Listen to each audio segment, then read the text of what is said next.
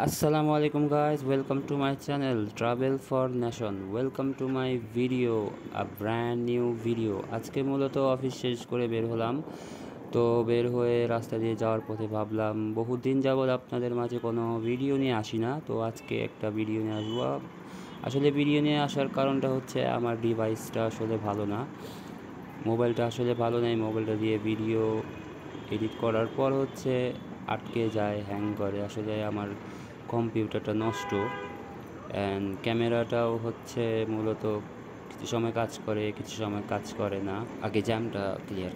ঢাকা শহরে জ্যামের কথা আর কি বলবো, ঢাকা শহরে জ্যাম তো লেগেই থাকে। যে হারে মানুষ বাড়তেছে, মানুষের সাথে জনসংখ্যার সাথে হচ্ছে গিয়ে গাড়িও বাড়তেছে। তো জ্যাম তো আর নিয়ন্ত্রণ করা কারো পক্ষে সম্ভব না। জ্যাম নিয়ন্ত্রণ করতে গেলে হচ্ছে বেসিক্যালি আমাদের যানবাহনগুলোকে নিয়ন্ত্রণ করা উচিত। তো যে হারে লোকাল বাসগুলো মাঝখানে দাঁড়িয়ে দাঁড়িয়ে যাত্রী তুলে, তাদের জন্য মূলত জ্যামগুলো হয়। আপনারা দেখতেই পারেন স্ক্রিনে, অথবা সরাসরি আপনারা যখন রোডে গাড়ি চলাফেরা করেন তখন আপনারাও দেখেন। এবং সবচেয়ে বেশি বাজে লাগে, এই দেখছেন মানুষজন কেমনে পারাপার হয়। সামনে কিন্তু ফুটওভার ব্রিজ আছে, তবুও তারা মাঝখান দিয়ে পার হবে। এই দেখেন কী অবস্থা। তো যাই হোক, এসব মানুষের কিছু বলা যায় না, বলতে গেলে উল্টা আমাদের সাথেই ফাপড় দেয়। তো যাই হোক, যে বিষয়টা আসতেছিলাম, তো ডিভাইসটা আসলে প্রবলেম। তো ভাবতেছি আরও একটা ডিভাইস নেব। তো যাই হোক, যা আছে তা দিয়েই করি, টুকটুক করে ভিডিও করতে করতে ইনশাল্লাহ একদিন সব হবে। ডিভাইস হবে, ক্যামেরা হবে ইনশাল্লাহ। আপনারা দোয়া রাখবেন এবং সাপোর্ট করবেন আমাকে।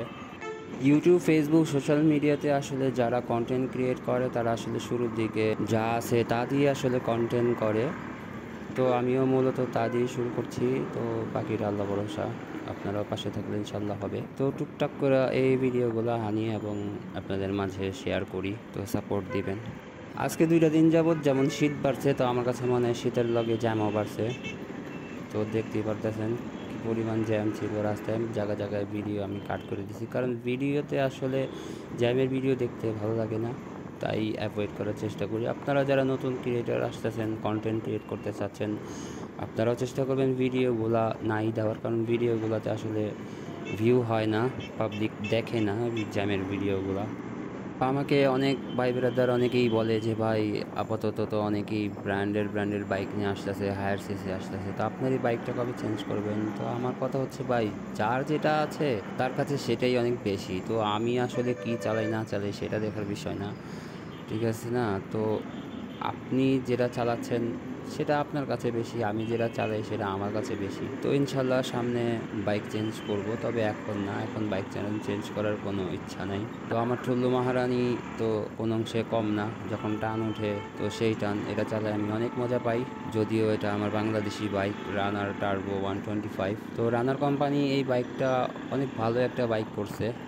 বাকিগুলা যতগুলা বাইক আছে তাদের চিতা আছে, তারপরে নাইট রাইডার আছে, বোল্ট আছে। তো এই সমস্ত বাইকের চাইতে রানার টার্বো 125 বাইকটা কিন্তু ভালো করছে। এটাতে প্রবলেম হচ্ছে গিয়ে এই বাইকের কার্বোরেটরটার সমস্যা করে, সেটা হচ্ছে তেলটা বেশি খায়। তো এছাড়া আর আদার্স কোনো সমস্যা নেই। তো সার্ভিসিং আর মোবিল, তো এগুলো ছাড়া আমার এই বাইকের মধ্যে কোনো টাকা খরচ হয় না। আর ব্রেক প্যাড, কেবল, এটা তো আপনারা জানেন ইউজের উপর ডিপেন্ড করে। তো এইগুলো লাগবেই বাইক চালালে ভাই। আর এছাড়া আর ইঞ্জিনে তেমন কোনো খরচ লাগে না। তো অল্প টাকার মধ্যে হচ্ছে রানার টার্বো 125 মনে করি বেস্ট। আর আমার বাইকের মধ্যে যে আপাতত হেডলাইটটা দেখতেছেন, এটা মূলত হেডলাইট না, এটা হচ্ছে একটা ফগ লাইট। এটা 8GGর ফগ লাইট। তো এই ফগ লাইটটা মূলত আমি হেডলাইটের ভিতরে ইনস্টল করছি। তো এই হেডলাইট বা এই ফগ লাইট নিয়ে সামনে একটা ভিডিও নিয়ে আসবো আপনাদের কাছে, কীভাবে ইনস্টল করছি, কোথা থেকে ইনস্টল করছি এবং কোথা থেকে কিনছি এই লাইটটা, সেটা সমস্ত ভিডিও নিয়ে আপনাদের মাঝে একটা ভিডিও শেয়ার করব। তো আজকে এই পর্যন্তই, আগামীতে ইনশাল্লাহ আরও নতুন কিছু ভিডিও নিয়ে আপনাদের মাঝে হাজির হব। সেই পর্যন্ত ভালো থাকবেন, সুস্থ থাকবেন, এবং আমার এই ভিডিওগুলো যদি আপনাদের কাছে ভালো লাগে তাহলে অবশ্যই লাইক, কমেন্ট অ্যান্ড শেয়ার করবেন, এবং আমার ইউটিউব চ্যানেলটা আপনারা সাবস্ক্রাইব করে রাখবেন। ধন্যবাদ সবাইকে। আসসালামু আলাইকুম।